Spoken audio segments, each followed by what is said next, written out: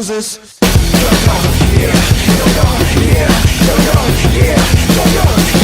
Or won't be like 1984. Technology has come a long way from the days where computers were the size of an entire classroom.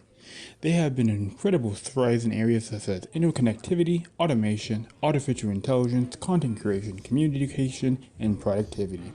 We use our computers to author papers, make spreadsheets, and edit photos and videos.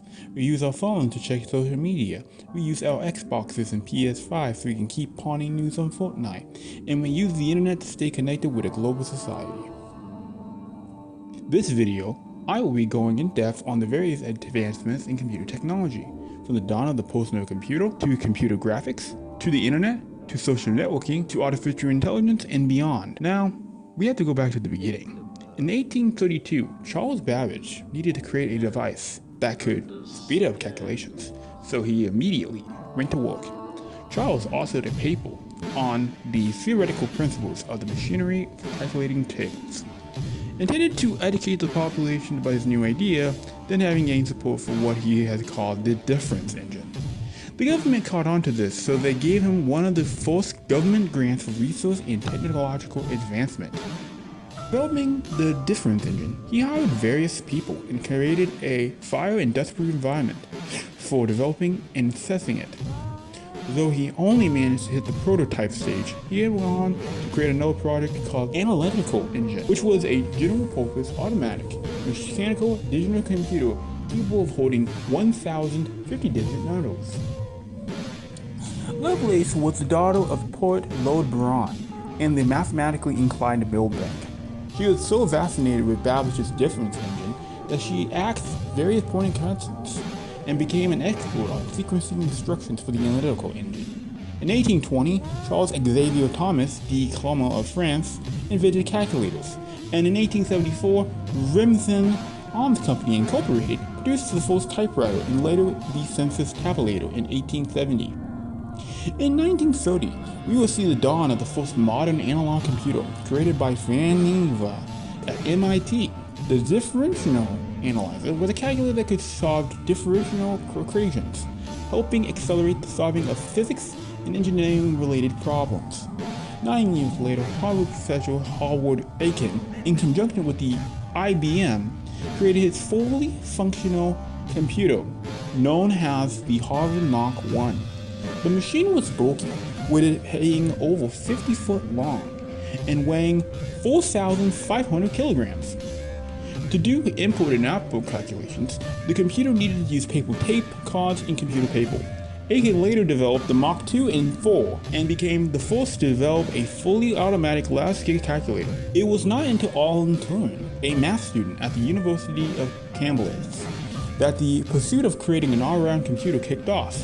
Titled the Turing machine, Turing, no pun intended, created a computer capable of resolving all mathematical problems. In 1939, John Asimov, who was a physicist and a mathematician at the Iowa State University, developed a small prototype electronic computer designed to evaluate two things: capacitors to store ones and zeros, and logic circuits to do algorithmic equations.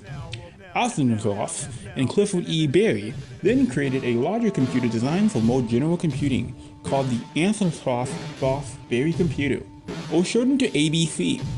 The machine used 300 vacuum tubes, which were designed to control algorithmic and binary operations as well as logic operations.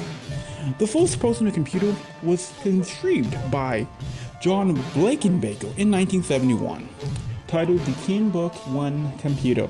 It contained 256 bytes of RAM and had a quote-unquote small and medium-scaled integrated graphics circuit on the main board. However, in 1973, French engineer André Drong created the first microprocessor. The Micro, as it was called, used a Intel 8008 processor clocked at 500 kHz and supported up to 2 kilobytes of memory. But that was the only computer on the block. There was also EPA's Micro 68 using a Motorola 6800.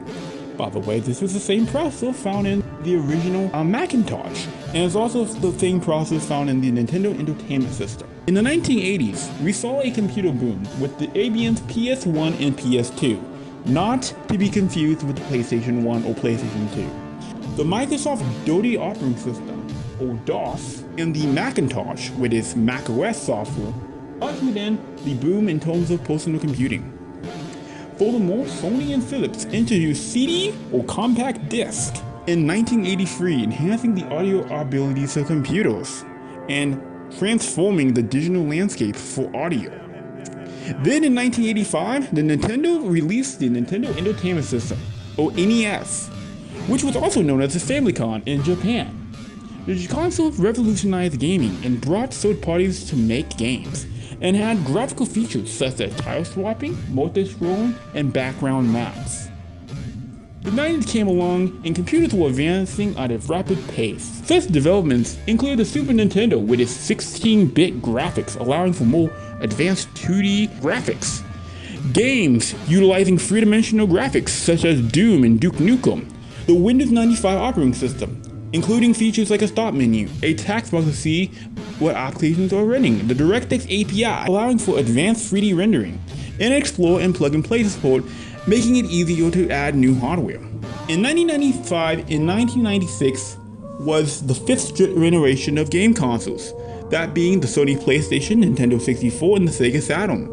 The PC had 3D accelerator cards with its flagships 3D effects and Voodoo effects, enabling features such as texture mapping, V-buffering, which is basically just memory management for polygons, glow mask shading, or allowing for dithering effects to increase the amount of colors perceived on a CRT display, and anti-aliasing, which allows for smoothing of rough edges on pixels. But the most revolutionary of which was the launch of the World Wide Web, enabling people to communicate on a global scale. In 2001, Apple introduced the iPod, revolutionizing how we listen to music. In 2003 and 2004, we had the introduction of MySpace, being the two first social media platforms to allow people to communicate in groups. In 2005, three employees who formerly worked at PayPal introduced YouTube. The platform aims the model broadcast yourself and allow for people such as Smosh, Fred, and millions of other people to upload videos for the entire world to view. YouTube ushered in the streaming era, with Netflix gaining the inspiration to launch their own video streaming platform in 2007. This boom in social media also ushered in the smartphone era. Though smartphones were introduced in 1992 with IBM's Siemens personal communication, they had limited features and were quite clunky.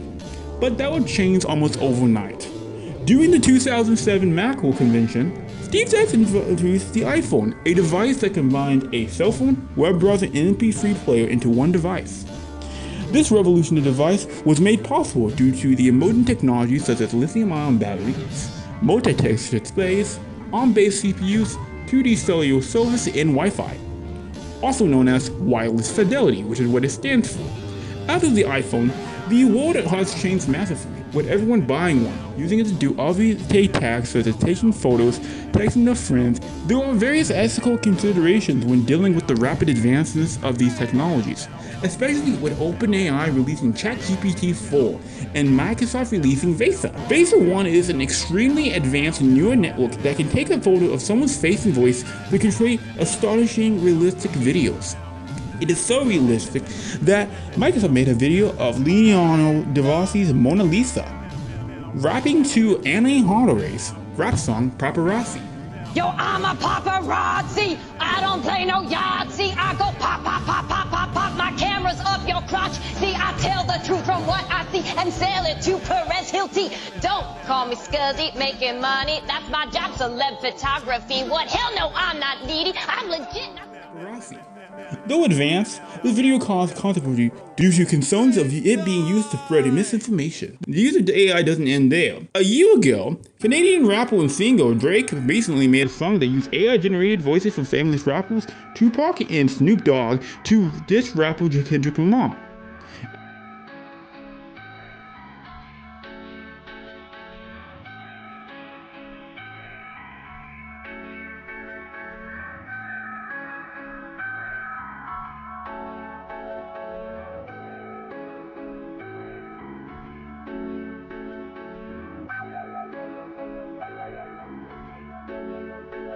As such, Drake had gotten a lot of criticism, with a fan writing on X, quote unquote, manipulating the deceased voice for your own roles for beef is the corniest shit I've ever seen. Other ethical considerations that we need to take into account include data collection, excessive screen time, job displacement due to automation, arithmetic biases, and misinformation. Personalized advertising, tracking, cookie service, facial recognition are all characteristics of the modern technological age that leads to the deterioration of privacy.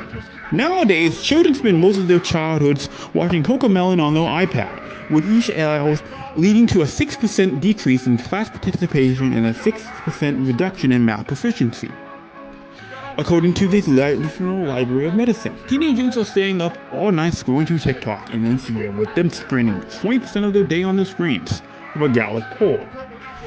And AI is dangerously close to spreading white employment, with the World Economic Forum estimating that 85 million jobs will be automated. Consequently, you may ask the question, how do we minimize the harmful effects of these scientific and technological advancements? The answer to that question is regulation. We must call on our elected officials to pass the necessary legislation to ensure the safety, efficacy, transparency, and privacy of these technologies. In conclusion, technology is a rapidly advancing field that went from the computer the size of an entire classroom to softwares and neural networks. As such, there are various ethical considerations that need to be resolved. By adopting advanced computer and media literacy skills, and by passing the necessary regulations, we can ensure that technology is used for the greater good. Thank you for watching. Please like, subscribe, and comment. Comment if you want to see any more visual essays like this one.